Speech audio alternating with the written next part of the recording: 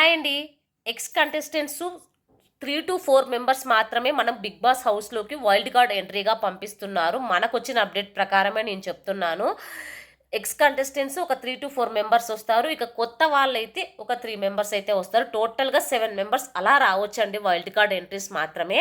ఎందుకు అనంటే అందరిని కొత్త వాళ్ళనే తేకుండా, అందరిని పాత వాళ్ళనే తేకుండా మిక్సప్డ్‌గా తీసుకొని రావాలని చెప్పి వాళ్ళు ప్లాన్ చేశారనమాట. మనకొచ్చిన ఇన్ఫర్మేషన్ మాత్రమే నేను చెప్తున్నాను. సో, కొంచెం కొత్త వాళ్ళని, కొంచెం పాత వాళ్ళని తీసుకొస్తేనే బావుంటుంది. అందరిని కొత్త వాళ్ళని కాకుండా, అందరిని పాత వాళ్ళనే కాకుండా అలా అయితే బావుండదనమాట. ఇప్పుడు 99% రావచ్చు అని చెప్తున్నారనమాట. ఇంకా పికిల్స్ ఆమె ఉంది కదా! తను రావచ్చు. అలాగే ఒక కమెడియన్ కూడా రాబోతున్నారు.